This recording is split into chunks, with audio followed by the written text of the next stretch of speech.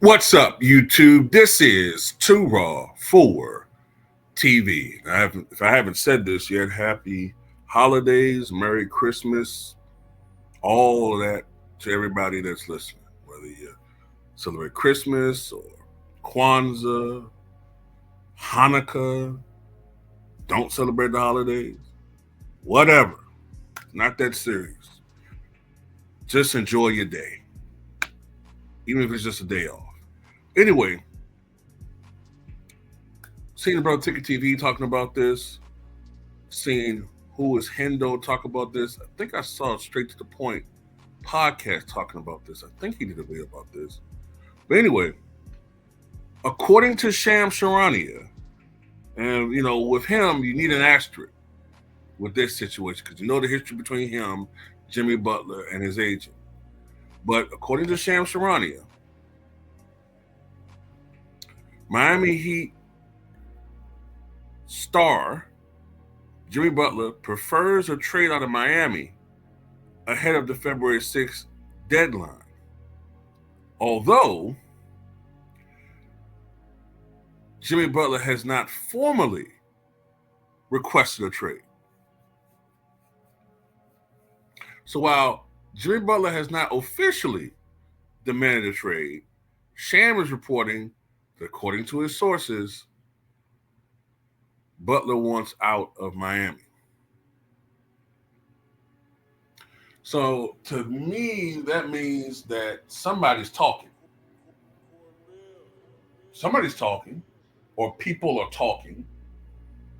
Jimmy's talking and dialoguing with people about his future endeavors, and somebody's talking to Sham. What is up with these ESPN personalities and their hard-ons that they have for either a person or a group or people? Like, we know Malika Andrews, how she feel about us black men, or us darkies there. She can't stand us darkies there, Edith.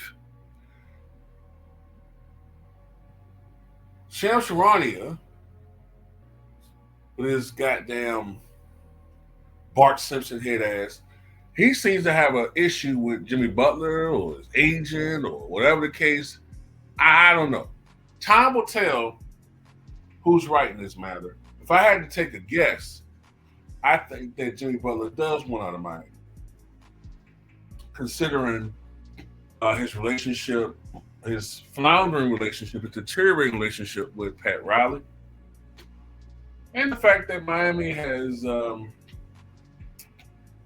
fallen down the radar, falling down to the end of the packet and falling off the radar when it comes to being one of the, if not elite team in the Eastern Conference, one of the dangerous teams in the Eastern Conference. And of course, we all know Jimmy Butler, in the regular season, he's rather pedestrian, giving you anywhere between 17 to 20 points a night. During the postseason, when he's actually motivated to play, he morphs into a superstar.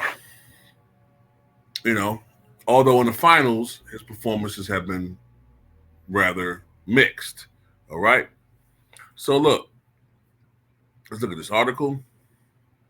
Jimmy Butler, a 6-time NBA All-Star and 2-time Eastern Conference champion, would prefer to be traded by the Heat ahead of the February trade deadline, according to ESPN Sham Sharania. Butler has reportedly not made a formal trade request to the Heat, but is ready to move on from Miami, and Sharania reported earlier in December that the Heat are open to making a deal. Butler has a player option for the 2025-26 season that he has informed teams he intends to decline, according to Sharania, allowing him to become an unrestricted free agent after the season.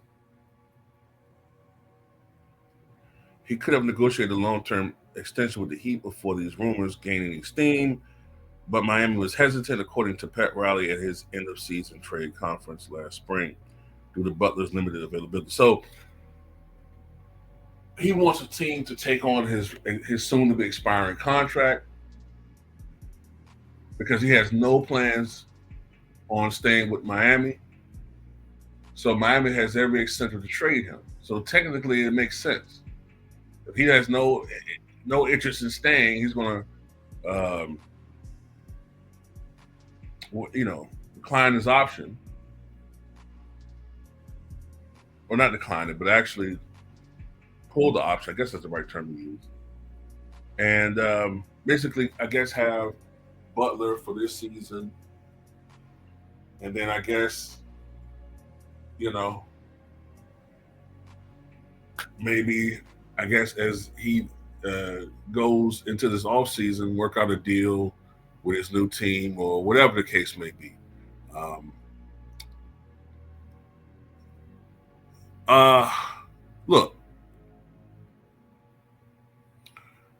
I think the team that most people look at as far as where he would fit the most is probably Phoenix. Um, I've seen Bradley Beal be a particular player that would be traded, I guess, in exchange for Jimmy Butler, and that makes sense. Um, Phoenix definitely needs that alpha type player. Don't get me wrong, KD is an absolute beast, but KD is not a leader. He's not. I mean, you can't tell me, you can't give me a credible argument that he's a leader. You just can't do it. At the end of the day, uh,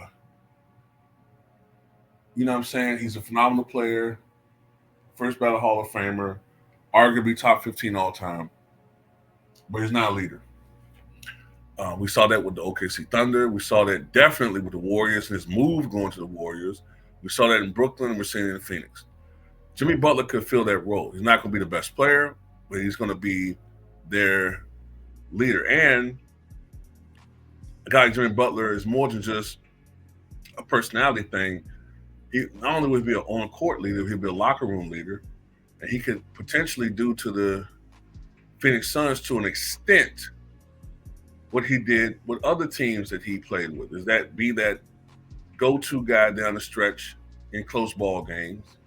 And another thing about Jimmy Butler I think is underrated is his playmaking ability. I'm not saying he's LeBron James, I'm not saying he's Magic Johnson, but he is a much improved playmaker. He's not the defender that he once was, but he's a guy that still gives you effort on both ends of the floor.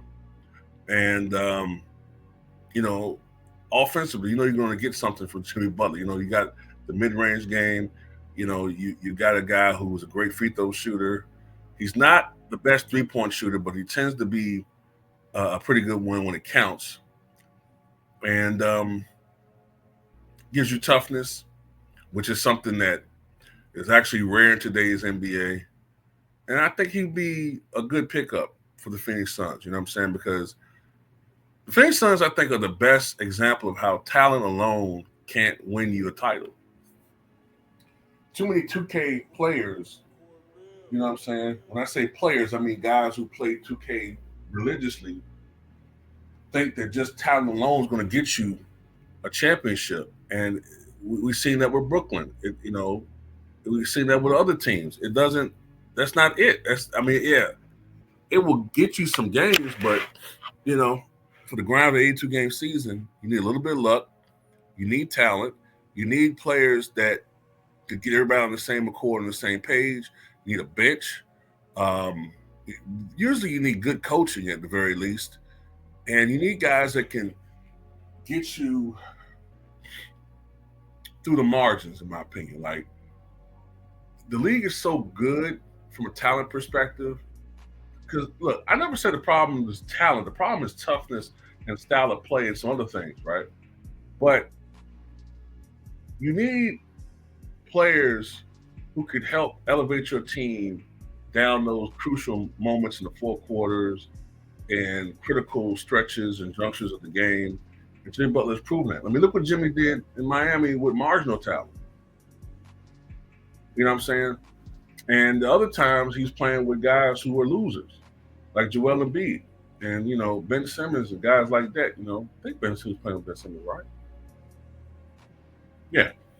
When he's playing, on those types of teams, man, with losers like that, you can't win, But anyway, even though I have my issues with Jimmy Butler at times, I think on a team with Phoenix, he would excel. the way they play the game, their play style, everything. I think he's a good fit for that team, their organization. But anyway, although I do think too, you could argue too, what would they be giving up? Because I've seen deals where they're giving up not just Bradley Beal, but also Jurkic. And I mean, is that too much? I think that's a little bit too much to get Jimmy Butler. I mean, Butler's good, but what else is Miami giving up? If they're gonna give up Jokic and Beal, and this is, I guess, a great video for Career Report because that's up his alley. If they're gonna give up Beal and Jokic, that seems like a little bit too much. That seems like way too much for Jimmy Butler. But anyway, tell me what you guys think.